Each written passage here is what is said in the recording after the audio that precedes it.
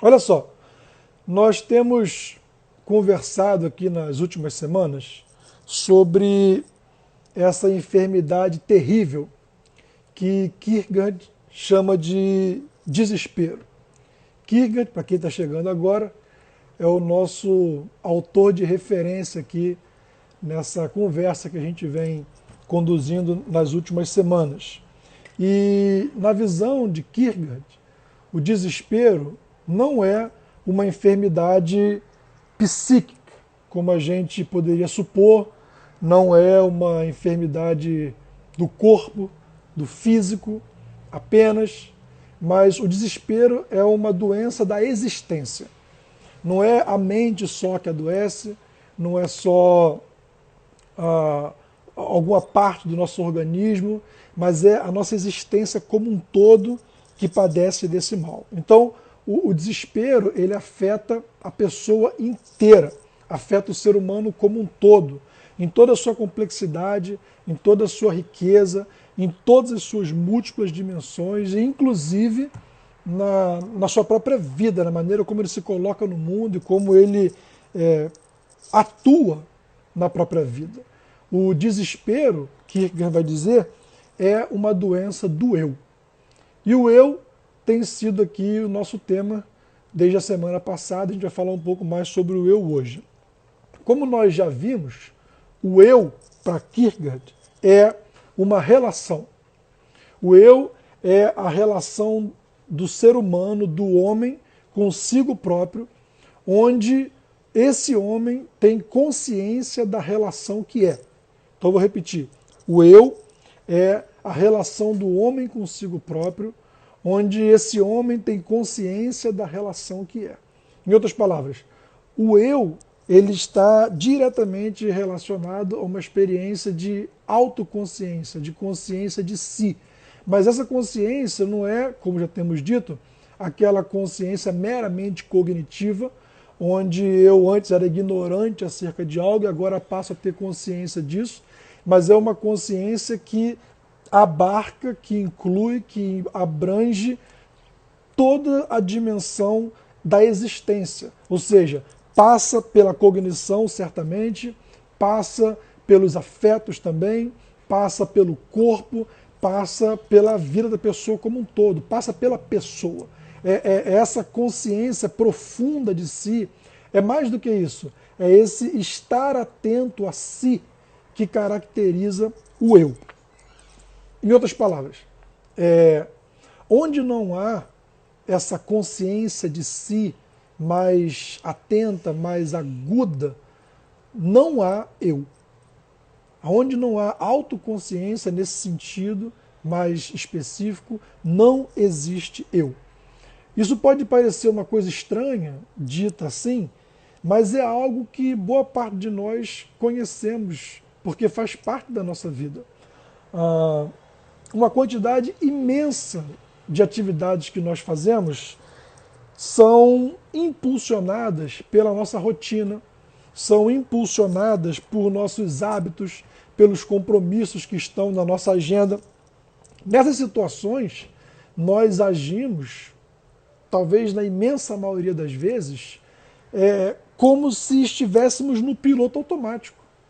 A gente acorda e vai tomar banho, e escova o dente, e toma café, e pega o ônibus, ou pega o metrô, ou pega o carro, ou vai a pé e chega no trabalho. E a gente faz isso sem ter plena consciência de estar fazendo isso. A gente vai fazendo porque faz parte já do nosso fazer de cada dia. Então, sempre que existe esse automatismo, sempre que a gente faz as coisas dessa maneira, onde nossa consciência está num nível rebaixado, a gente não pode dizer que o eu está presente ali. E esse é o ponto aqui. Várias dessas atividades que nós mencionamos poderiam ser realizadas por um robô, por exemplo, em nosso lugar, se fosse possível isso, não é? Se fosse possível isso, um robô poderia acordar e tomar banho pela gente, escovar o dente pela gente e pegar o ônibus pela gente. Isso é uma coisa que qualquer outra pessoa poderia fazer por nós, qualquer robô poderia fazer por nós, não é algo que demande o nosso estar inteiro naquela ação.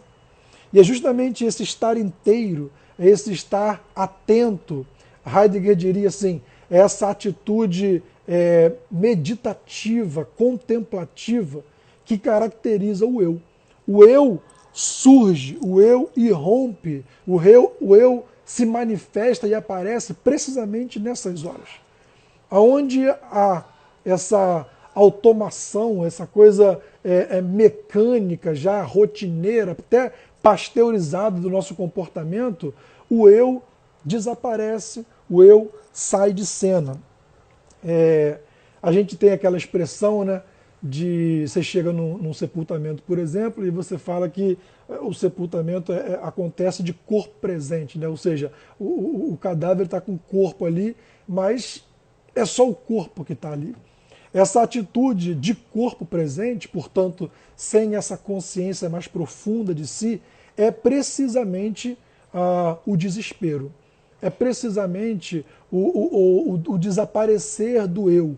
É o eu estar na sombra da existência. É o eu desaparecer por um instante para a gente funcionar segundo forças que nos impulsionam no dia a dia da gente.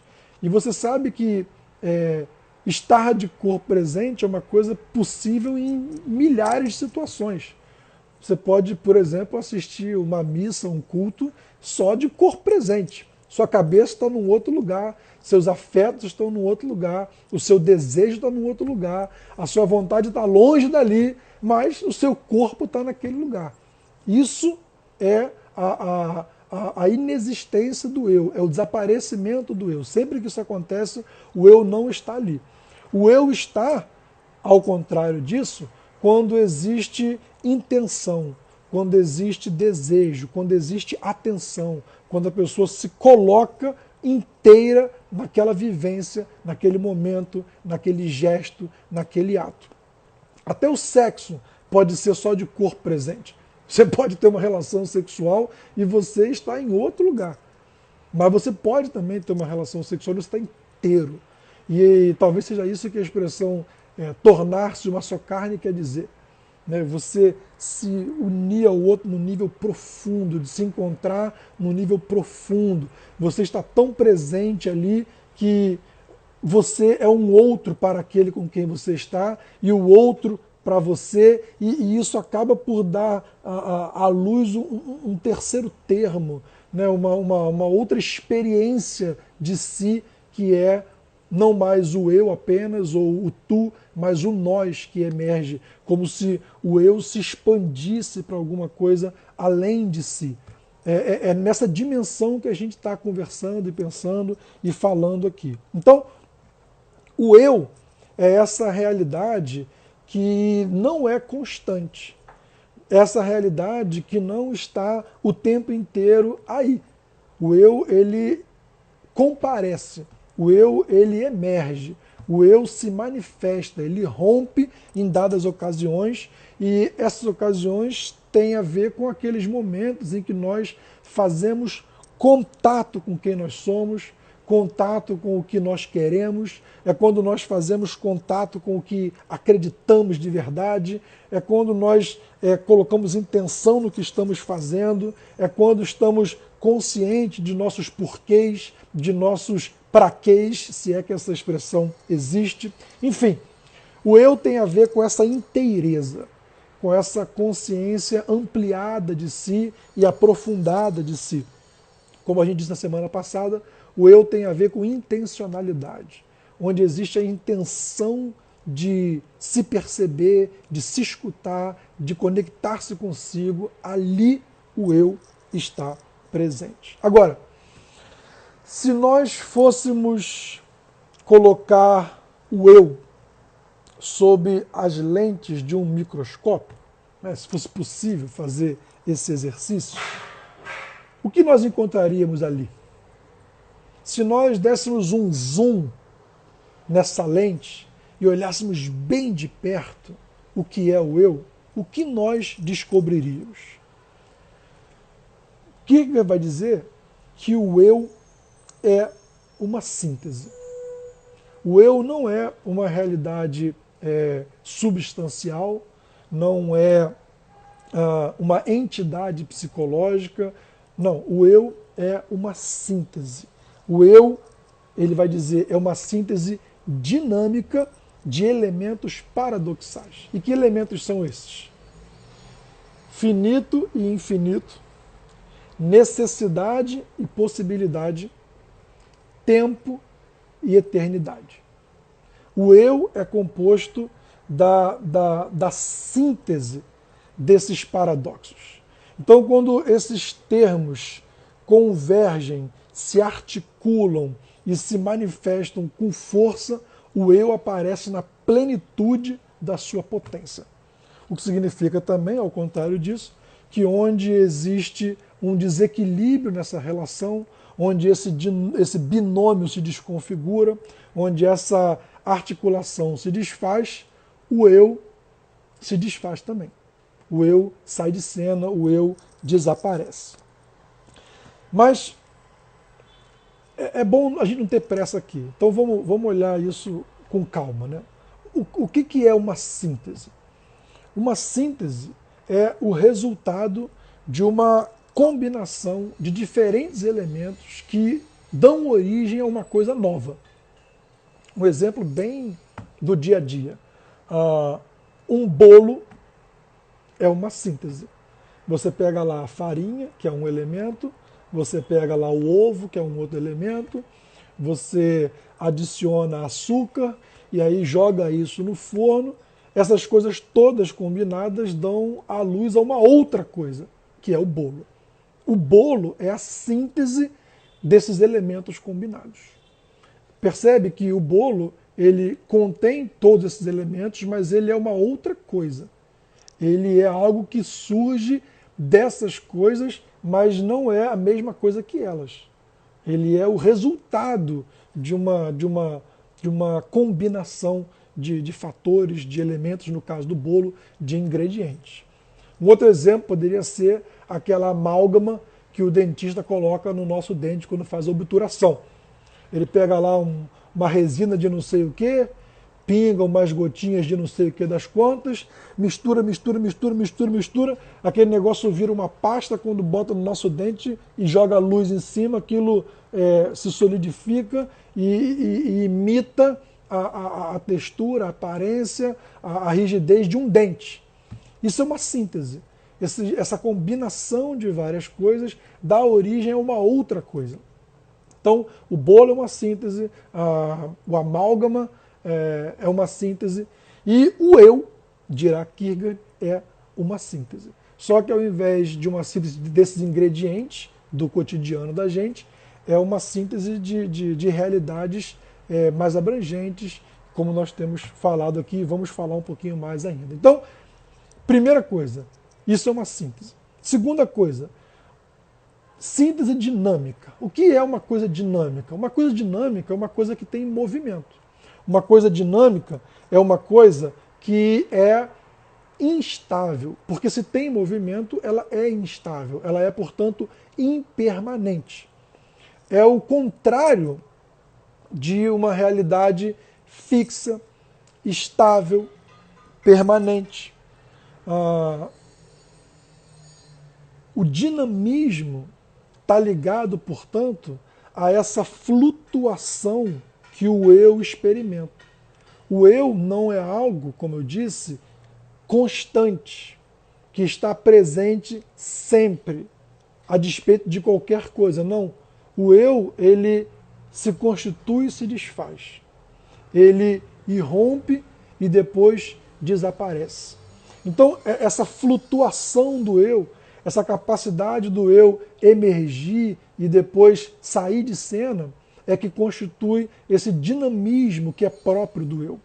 É importante entender isso, porque ali na frente a gente vai voltar a isso, e isso faz muita diferença na maneira da gente se perceber e se colocar na vida. Então, já vimos o que é uma síntese, já vimos o que é o dinamismo, porque essa síntese que é o eu é uma síntese dinâmica, e por fim, é uma síntese de elementos paradoxais. O que são elementos paradoxais? Elementos paradoxais são realidades, são fatores, são componentes cuja tendência inicial seria se antagonizar, seria se polarizar, seria se excluir mutuamente. Todavia, por uma atração semântica, essas realidades ficam unidas numa tensão. Então, o paradoxo é isso. É a união de opostos. É a união de realidades cuja tendência seria se polarizar e se separar e fugir cada uma numa direção. Todavia, por conta de uma atração semântica, elas são mantidas, articuladas numa tensão. E essa tensão aqui é chave, como a gente vai ver. Dá um exemplo. O verso de Vinícius de Moraes. Que seja eterno enquanto dure. Veja, uma coisa, na verdade como é que é? Que não seja eterno, posto que é chama, mas que seja infinito enquanto dure. Que seja infinito enquanto dure. Uma coisa infinita é uma coisa que não conhece fim. É uma coisa que não tem fim. Aí, na mesma construção, falando da mesma coisa, o poeta vai dizer, no entanto, que assim seja enquanto durar. Ora, algo que dura é algo que dura por um tempo, não é verdade? É algo que seja infinito enquanto dure, que não tenha fim enquanto o fim não chegue. Ou seja, tem fim ou não tem fim? É uma coisa contraditória, uma coisa ambígua, uma coisa que, na linha daquilo que Aristóteles falou, do princípio da não contradição, não faz sentido. Todavia, a gente sabe que talvez não faça sentido logicamente, porque logicamente ou uma coisa não tem fim ou tem fim. Todavia, existencialmente, a gente sabe que faz sentido. Porque existencialmente a gente sabe que pode viver a eternidade num átimo de tempo, numa fração mínima de tempo. A gente sabe que pode experienciar mortes que produzem vida. A gente sabe que cada segundo a mais da nossa existência é também um segundo a menos. Então, esses elementos paradoxais constituem também essa síntese que é o eu. O eu é, portanto, essa realidade extremamente complexa, essa realidade provisória, instável, que aparece e desaparece, que se oferece a experiência e depois sai de cena, e que sempre que ela surge é porque houve uma atenção especial da pessoa para consigo, uma relação especial e percebida de maneira atenta e intencional que a pessoa exerce para consigo mesma. Para tentar colocar isso numa definição assim bem simples, tem gente que tem anotado essas coisas, tem feito aí seus rabiscos, talvez valha a pena você botar aí o seguinte, ó, o eu é o resultado da combinação instável de elementos que se mantêm unidos numa tensão. Então, coisas que tenderiam a se separar se mantêm unidas por uma tensão que, por definição, não vai se resolver. Tensão, gente, é como... Sabe quando você escuta uma música e aí lá no meio da música tem um solo de guitarra e que o guitarrista insiste numa combinação de notas que você fica pedindo, pelo amor de Deus, que ele passe para a próxima nota e resolva aquilo? Sabe aquela coisa? Pararam, pararam, pararam, pararam, pararam. Ah, finalmente. É isso. A tensão é essa coisa que pede uma resolução. Só que o eu é uma tensão que não se resolve. O eu é uma tensão que se mantém.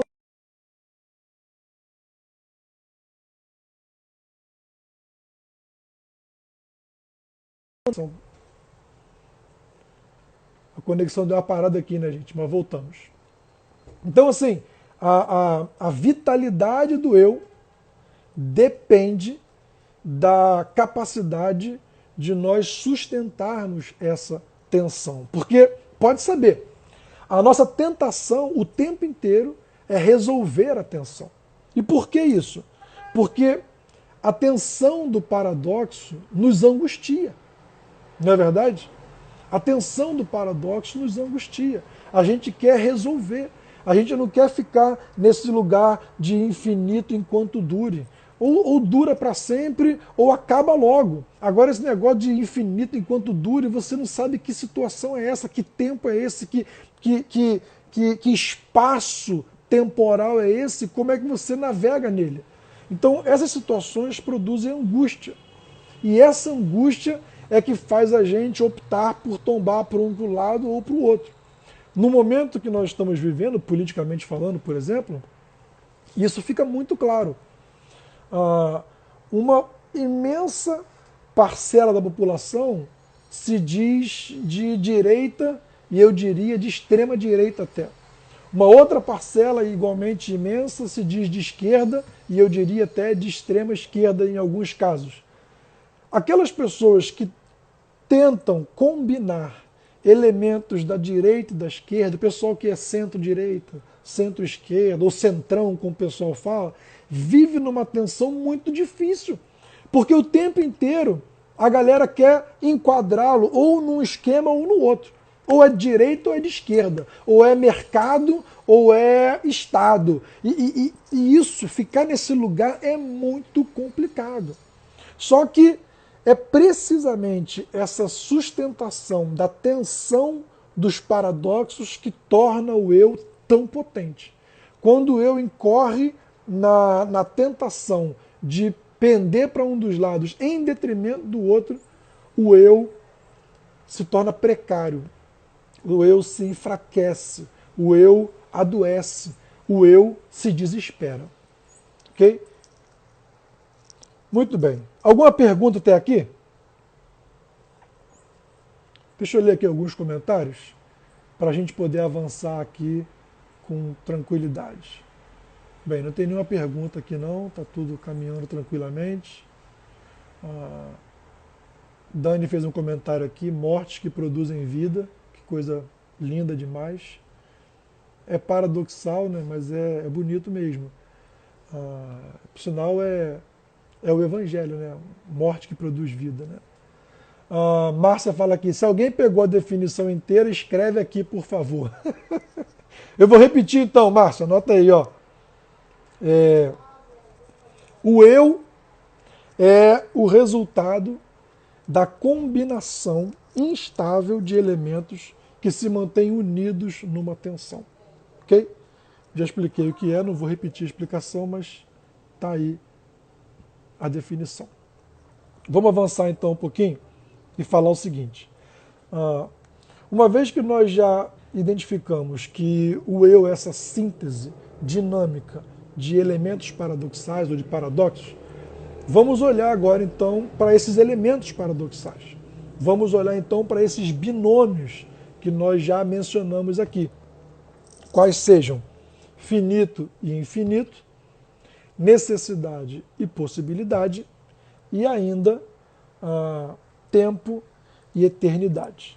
Eu tenho a impressão de que hoje nós vamos conseguir falar apenas do primeiro desses três binômios, desses três paradoxos, ok? Porque a gente vai gastar um tempinho com isso aqui, mas nenhum problema, a gente continua na semana que vem, tá bom? Uma pergunta aqui de Alex antes da gente avançar. Já caindo no pensamento pragmático que se critica, existe solução para essa angústia sobre a infinitude? Veja que são três angústias, Alex. Alex, tem a angústia da infinitude, tem a angústia da infinitude e tem a angústia do paradoxo do finito que é infinito. Então a gente vai falar um pouco sobre isso e talvez os exemplos aqui esclareçam o que você está querendo colocar. Agora, a solução, se você entende solução como superação da angústia, não tem solução. Porque a resolução dessa angústia é, na verdade, o problema.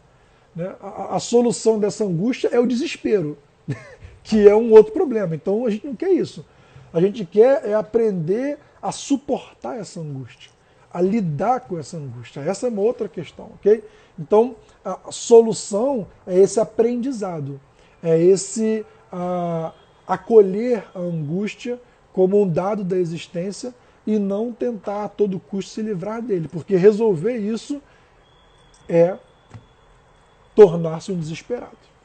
Beleza? Vamos lá então, deixa eu tomar um pouquinho d'água aqui antes.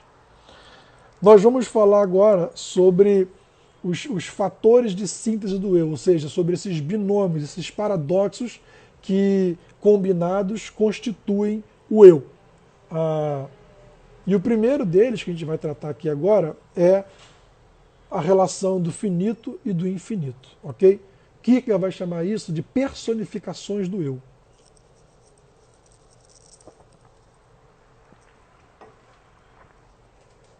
Na verdade, o que ele vai falar não personificações do eu, mas personificações do desespero. Ou seja, quando esse paradoxo que deveria se manter se desfaz, o que acontece é que o homem desespera.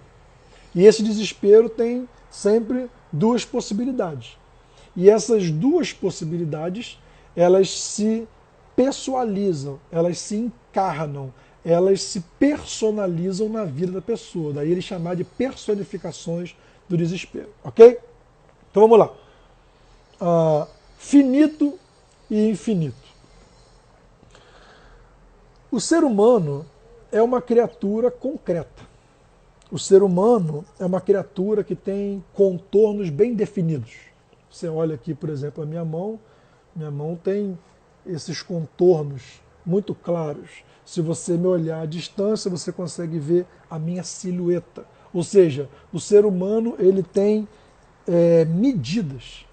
Nós temos uma altura, nós temos uma largura, nós temos um peso, temos uma densidade, nós temos, infelizmente, um diâmetro para alguns.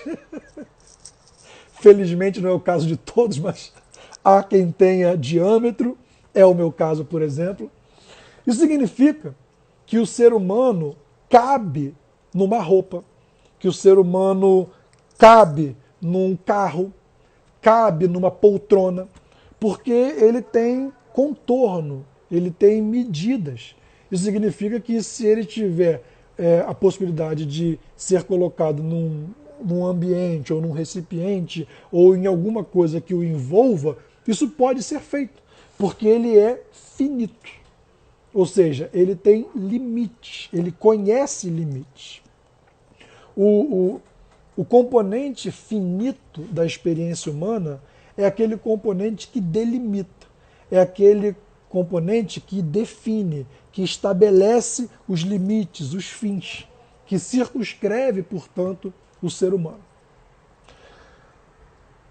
Já o componente infinito faz o contrário.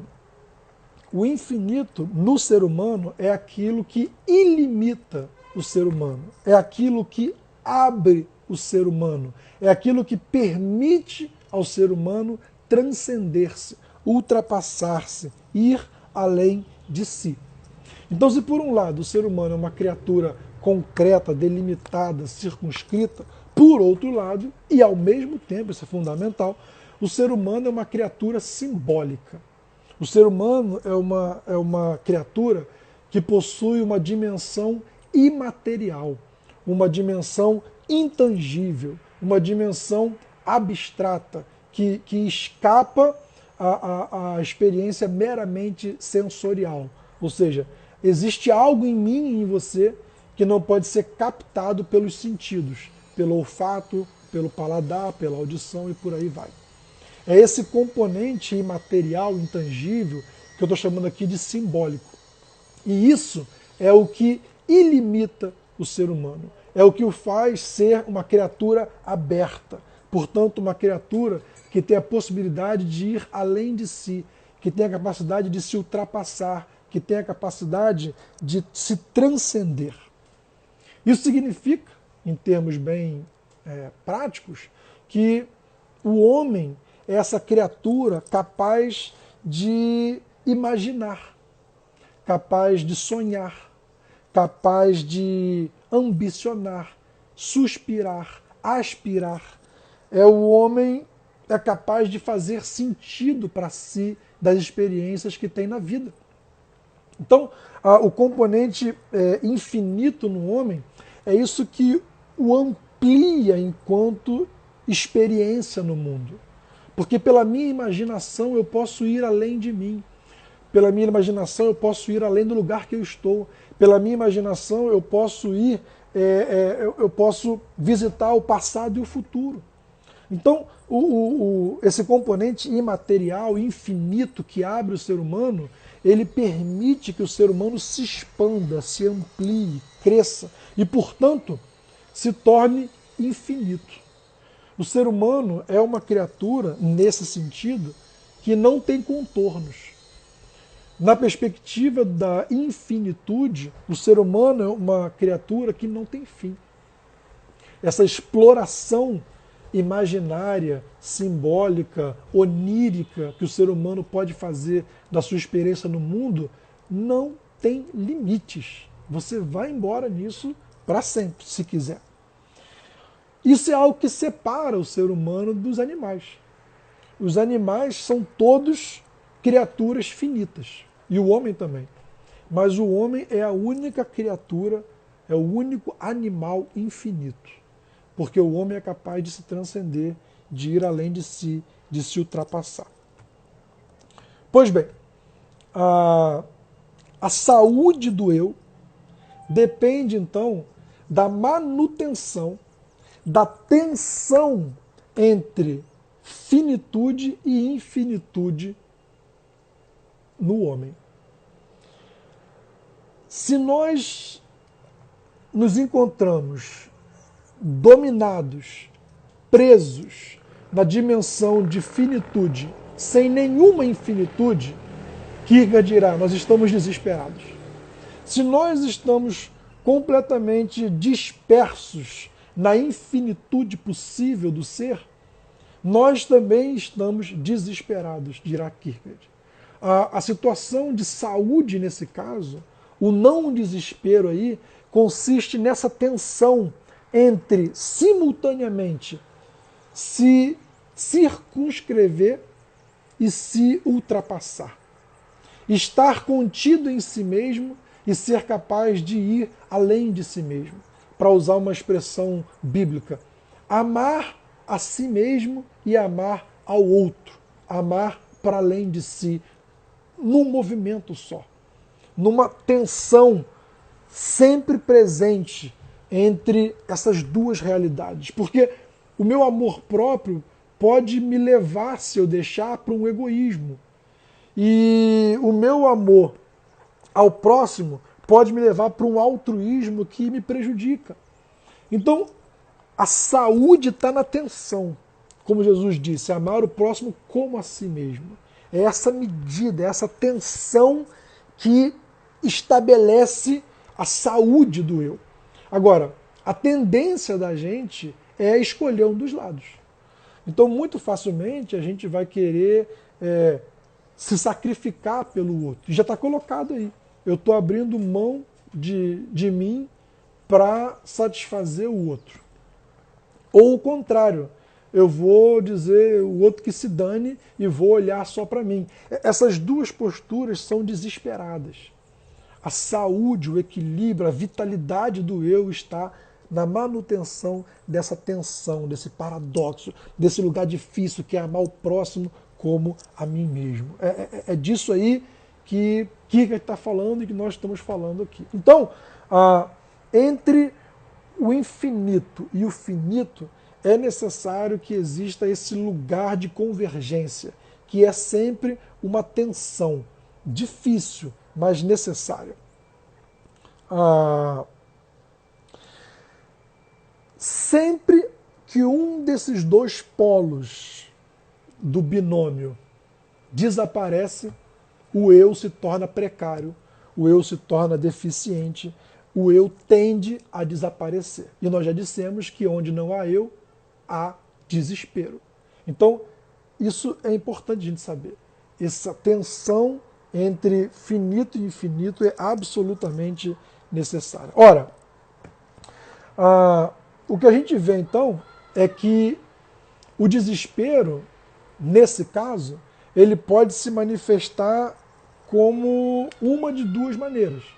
Você pode ter o desespero do finito pela carência de infinito, ou você pode ter o desespero do infinito pela carência do finito. Vamos olhar isso aqui mais de perto? No desespero do finito pela falta de infinito, o que ocorre é que o eu se reduz à sua materialidade. O eu se reduz à sua concretude, à sua silhueta. O eu se reduz aos limites que estão dados. O eu, portanto, se apequena. O eu se amolda a algo que não apenas o circunscreve, o que é bom, mas na verdade o aprisiona. Isso é uma coisa séria e importante. Acaba então que o desespero do finito pela falta do infinito, que é o que abre, que é o que expande, que é o que impulsiona o ser humano a ir além de si, torna-se uma aprisionante estreiteza existencial. O ser humano se vê, de repente, preso diante de uma pobreza de horizonte. Ele se vê numa crônica falta de elasticidade subjetiva e imaginativa. A pessoa que carece de infinito e, portanto, está desesperada pelo finito é uma pessoa que tem poucas ou que enxerga poucas possibilidades para si. É uma pessoa cujo horizonte, cuja cosmovisão é afunilada, é obtusa, é estreita, porque falta infinitude, falta abertura. Então isso é uma coisa grave, séria e, não obstante, é um mal super, super, super presente. A gente vê isso o tempo inteiro. No desespero do finito, pela falta de infinito, o que você tem é o aprisionamento do eu em si mesmo. O eu se torna escravo de sua própria estreiteza existencial. Falta elasticidade, falta vigor, falta capacidade de se ultrapassar, de ir além. Então o eu, ele se torna confinado em seus próprios contornos. Ele se torna confinado em seus próprios limites ou nos limites que os outros lhe impõem, porque ele acaba sujeitando-se a isso. Nessa situação do desespero do finito pela falta de infinito, o que acontece é que o eu, ele se enrijece, ele se cristaliza. E ao se enrijecer e cristalizar, ele se paralisa. Então o eu, nessa situação de desespero, ele fica imóvel, ele se torna permanente. E aí está a morte. E aí está a morte. A gente, quando vai para o hospital, fica internado, tem aquele aparelho, né, que fica medindo o batimento da gente, a pulsação, essa coisa toda. Aquele troço não pode parar. Essa oscilação, ela é necessária, ela é vital, né? A estagnação é a morte. E aqui também é. Aqui a estagnação, aqui a fixação, a rigidez é a morte da pessoa, é a morte do eu. Como é que isso acontece na prática? Como é que, em exemplos bem concretos, esse eu desesperado de finitude, pela falta de infinitude, opera? Vou dar um exemplo. Pensa num atleta profissional. O camarada tem lá muitos talentos, muitas capacidades e tal, e ele poderia ser milhares de coisas, mas ele olha para si e se entende tão somente como um jogador de futebol, por exemplo. Então, beleza, ele vai lá, joga a bola, faz a carreira dele, é bem sucedido, junta um bom dinheiro e se aposenta. Quando ele se aposenta, alguém o procura e fala assim: queria convidar você para trabalhar na emissora tal como comentarista esportivo. Aí o cara fala: não, isso não é para mim, eu sou um jogador de futebol. Aí uma outra pessoa chega para ele e fala assim: cara, olha só, você não quer ser técnico? Você é um cara tanta vivência no futebol, tão experiente. Não, não, não, não, não. Eu sou um jogador de futebol. E assim outros convites vão sendo feitos. Você não quer ser dirigente de um clube? Você não quer isso, aquilo? O cara fala: não, não, não, não, eu sou um jogador de futebol. O desespero do finito pela falta do infinito aprisiona a pessoa numa única possibilidade. A pessoa fica refém de certas escolhas que faz e, portanto, ela se impede de tentar outras coisas, ensaiar outras coisas, reinventar-se quando possível, porque falta infinito para ela. Falta simbolismo, falta imaginação, falta sonho. Ela está muito presa no concreto que ela conheceu, que ela viveu, que ela experienciou. É isso que é, na prática, no concreto, o desespero do finito pela falta do infinito. Mas veja, isso pode ser mais grave ainda, porque às vezes esse jogador, enquanto ainda jogava, ele atuava, vamos dizer, como lateral esquerdo.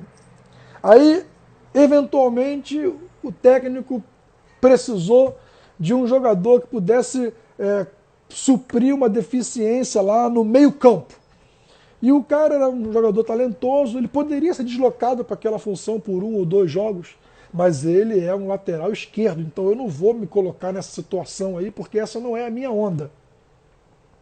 Então surge uma situação semelhante na zaga. O cara podia ser puxado para a zaga, mas eu não vou jogar na zaga porque eu sou um lateral esquerdo.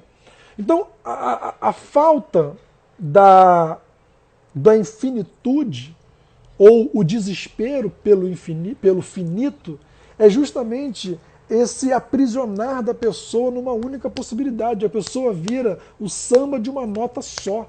Ela só vê aquela possibilidade, só segue aquele caminho, e aí fica aquela conversa de que eu nasci assim, eu sou sempre assim, eu vou morrer assim. Isso é desespero.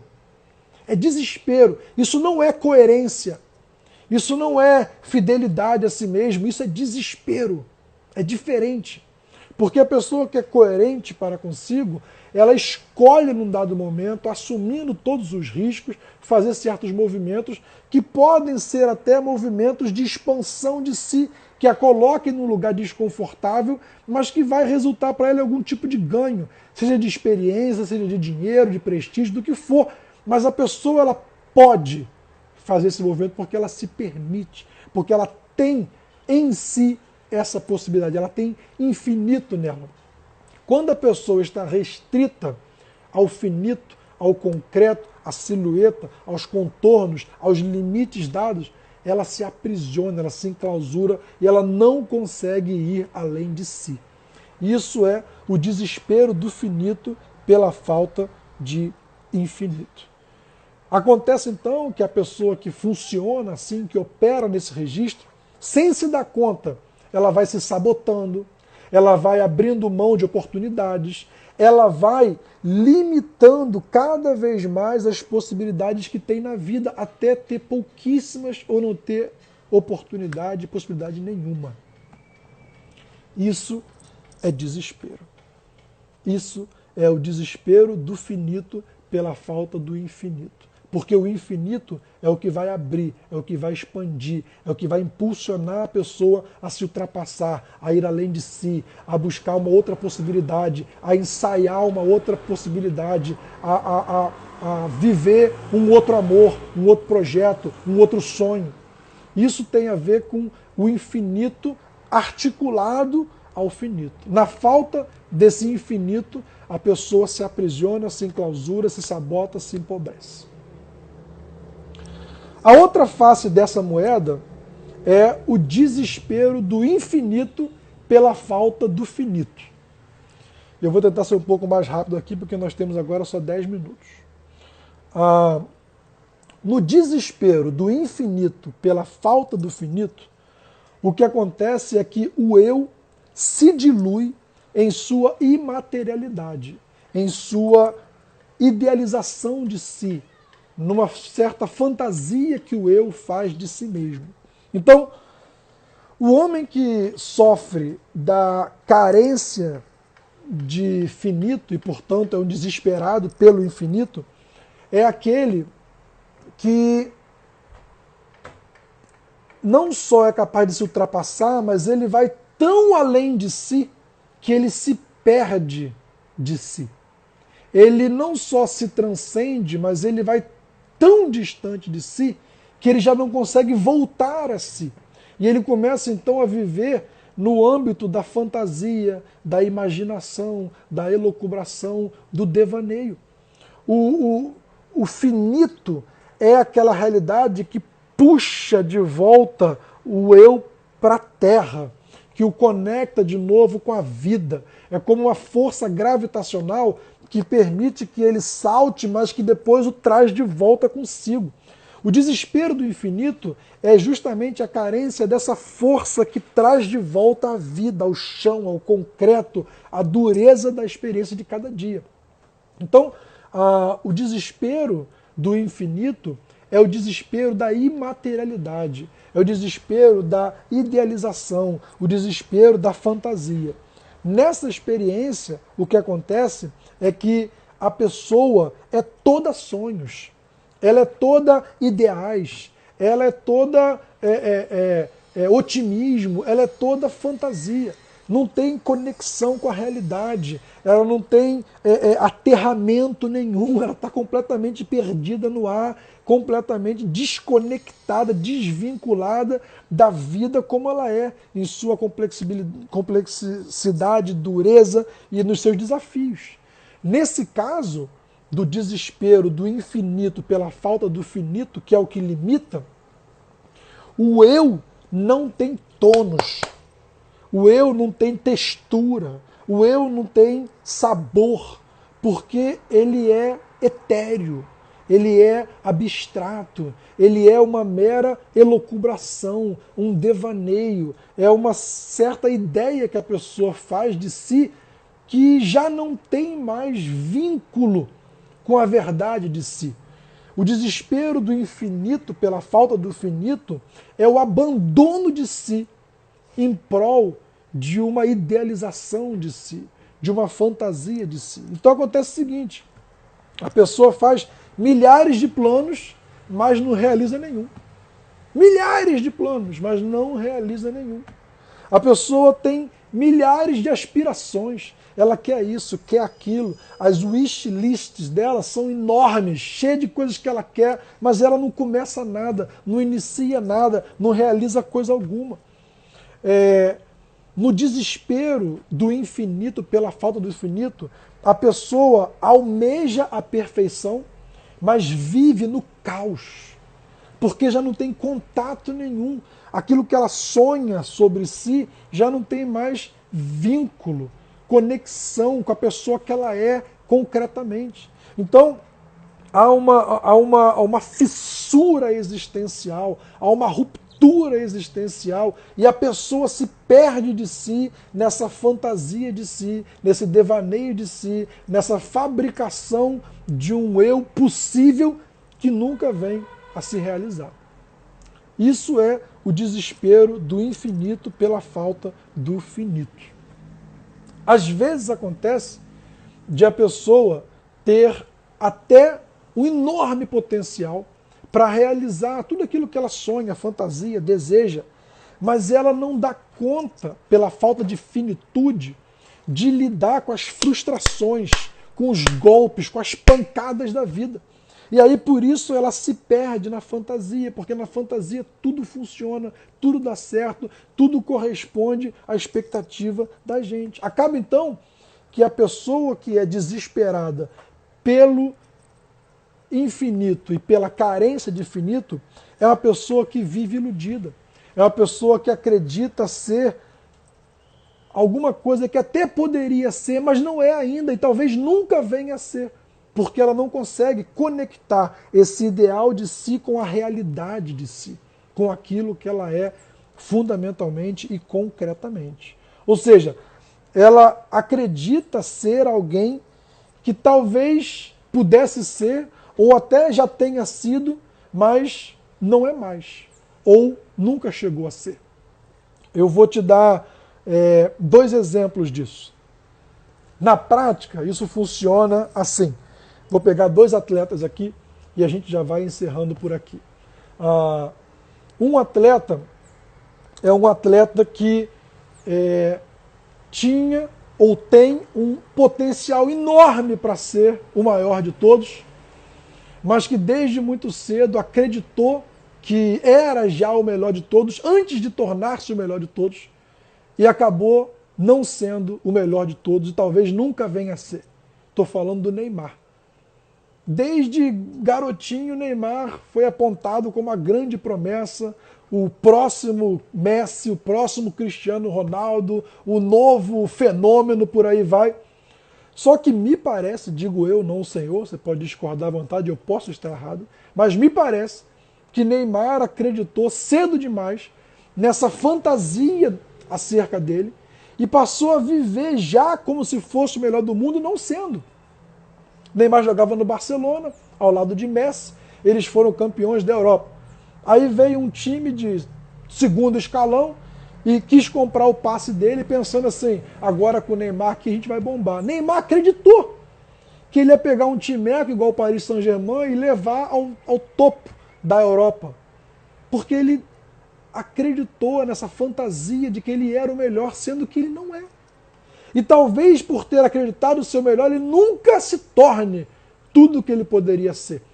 Se ele tivesse abraçado o finito de jogar ao lado de Messi e aprender com Messi, talvez ele viesse a se tornar o maior de todos, como Messi se tornou aprendendo junto com o Ronaldinho, sendo reserva de Ronaldinho Gaúcho, por exemplo. O outro exemplo é o contrário, é o próprio Ronaldinho Gaúcho. Ronaldinho Gaúcho foi, num dado momento, o melhor de todos. Foi eleito o melhor do mundo, campeão da UEFA, campeão da Copa do Mundo. Mas Ronaldinho, logo após isso, parou de jogar. Só que ele continuou acreditando nessa fantasia infinita de que ele era o melhor do mundo, sendo que ele não era mais. Ele havia sido, ele foi. E aí ele começou a mudar de time, pular de um para o outro. Ele saiu do Real Madrid para o Milan, saiu do Milan, sei lá, para o Flamengo, do Flamengo foi para o Fluminense, daí para o Atlético, daí para o México, e hoje está onde? Hoje Ronaldinho está preso no Paraguai. É o máximo da decadência. E é isso que acontece quando a gente se perde numa certa fantasia de si. A gente começa a achar que é o que não é. E por achar que é o que não é, ou é o que poderia ser, ou é o que já foi, a gente perde contato com essa necessidade de trabalharmos para nos tornarmos, ou para voltarmos a sermos o que fomos e nos desenvolvermos. Então, esse excesso de infinito e essa falta de infinito desequilibra o eu e adoece o eu. Em poucas palavras, isso é um problema se reflete como falta de humildade, falta de contato consigo mesmo, intimidade consigo mesmo, e em última instância é uma prisão, é um desespero, porque você vive uma coisa que não é verdade, é uma ilusão, uma falsidade, uma ficção que você criou a respeito de alguém que você gostaria de ser e não é. Talvez pudesse ser, mas não será. Talvez já tenha sido, mas não é mais. E isso é o desespero. É você não ser si mesmo. É você não ser a sua possibilidade, mas fabricar, inventar ou aceitar um eu imaginado, um eu inventado, criado para você. Então, essa é a dinâmica do paradoxo finito e infinito. O desespero que acontece pela falta de um e excesso do outro, ou pelo excesso de um e falta do outro. Semana que vem a gente continua falando então sobre os outros dois tipos de paradoxos, que é a necessidade com a possibilidade e o tempo com a eternidade. Valeu? Obrigado por ter participado, por ter vindo. a conexão vai cair em pouquíssimos segundos, então deixa eu ir. Beijo para vocês, gente. Brigadão. Semana que vem, mesmo horário, mesmo dia, quinta-feira, 16 horas, a gente continua. Até lá. Valeu!